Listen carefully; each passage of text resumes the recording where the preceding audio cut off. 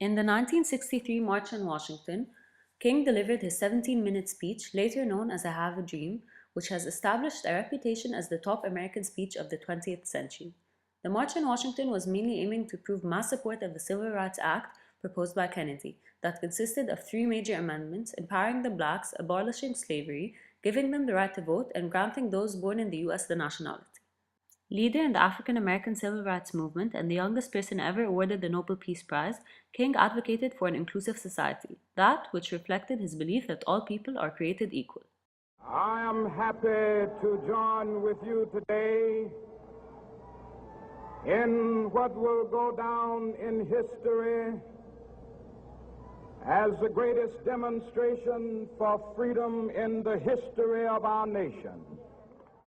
The speech had 3 main themes. The first being urgency. Now is the time to make real the promises of democracy. Now is the time to rise from the dark and desolate valley of segregation to the sunlit path of racial justice. Now is the time. The second being dissatisfaction. No, we are not satisfied, and we will not be satisfied until justice rolls down like waters and righteousness like a mighty stream. And the final focused on the future. I still have a dream. It is a dream deeply rooted in the American dream. I have a dream that one day this nation will rise up and live out the true meaning of its creed. Repeating the phrase I have a dream more than 8 times, King portrayed a picture of a unified America, one he wished to see in the future. The main issue in Nixon's doctrine was to implement different policies and improve the relations with China and the Soviet Union. He was the first president to visit China in February 1972 when he tried to encourage peace, the first signs that he wanted to achieve rapprochement between both countries. Nixon tried to work out an agreement with China in order to end the Vietnam War. It was in January 1973 that a peace treaty was signed. However, fighting resumed shortly after, and the communists were the ones who eventually won. The Great Wall is no longer a wall dividing China from the rest of the world, but it is a reminder of the fact that there are many walls still existing in the world which divide nations and peoples. The Great Wall is also a reminder that for almost a generation there has been a wall between the People's Republic of China and the United States of America. In these past 4 days, we have begun the long process of removing that wall between us. You believe deeply in your system, and we believe just as deeply in our system. It is not our common beliefs that have brought us together here, but our common interests and our common hopes. The interest that each of us has to maintain our independence and the security of our peoples, and the hope that each of us has to build a new world order. Nixon also improved relations with the Soviet Union by implementing a policy which became known as the Taunt. He wanted both parties to live together and accept one another, and believed that there was no point for a race of armaments. In spite of the fact that Nixon was against the interventionist policy, he was completely against communists coming to gain ground in Latin America, so he didn't shy away from organizing a CIA toppling down of Salvador Allende in Chile.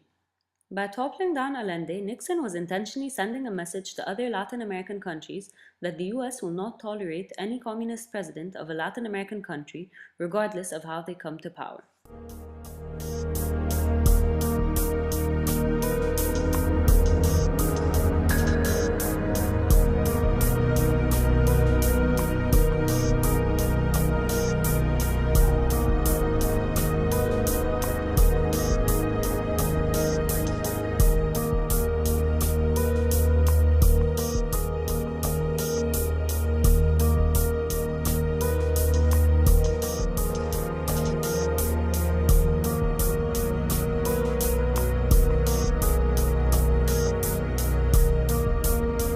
I had no prior knowledge of the Watergate break-in.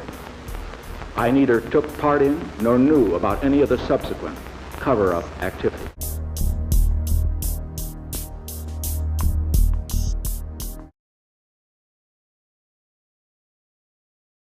Carter acknowledged the importance of the Gulf area after the 1973 first oil embargo.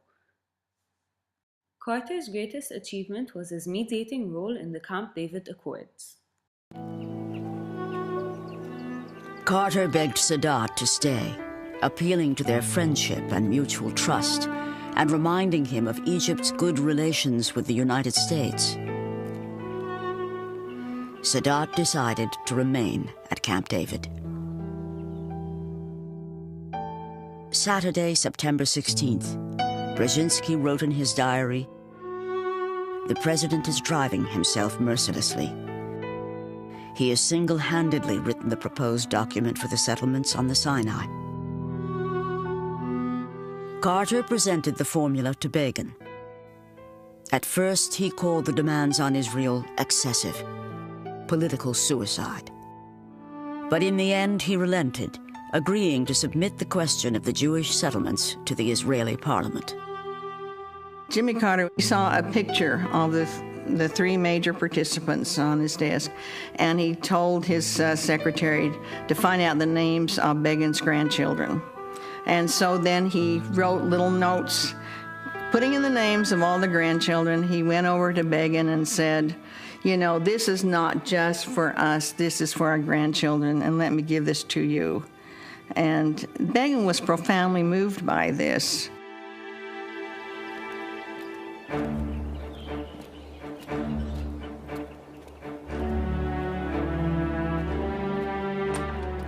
The Camp David Accords were hailed as a monumental triumph of diplomacy.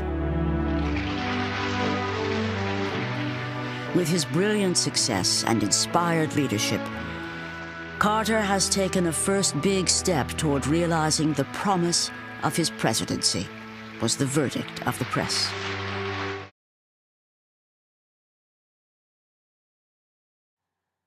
Reagan started a new strategic defense that was the foundation of the arms control talks between the US and the Soviet Union.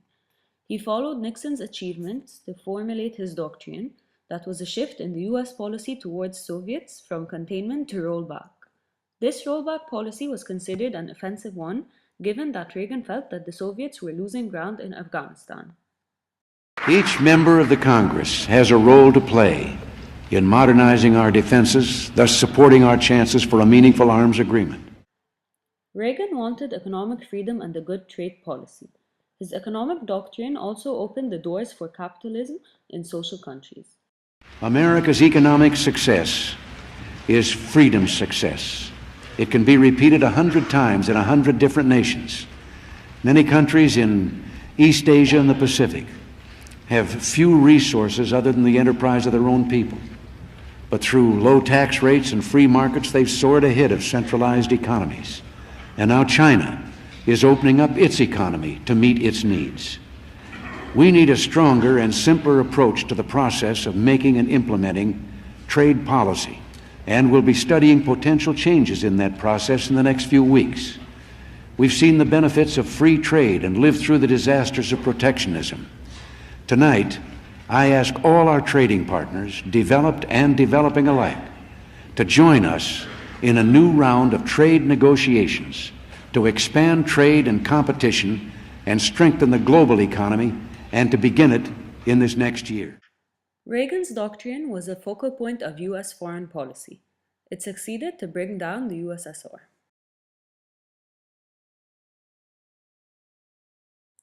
Military intervention hit the highest point during Bush's time in presidency. He acted unilaterally, which meant that the US at the time was the sole superpower. Bush's doctrine came after 9/11 when he launched his stand against terrorism. He promised to destroy and interfere even before there's a potential threat on the nation by adopting a proactive policy. Bush also attacked countries that he believed harbored terrorists. Our enemy is a radical network of terrorists, and every government. Our war on terror begins with Al-Qaeda, but it does not end there. It will not end until every terrorist group of global reach has been found, stopped.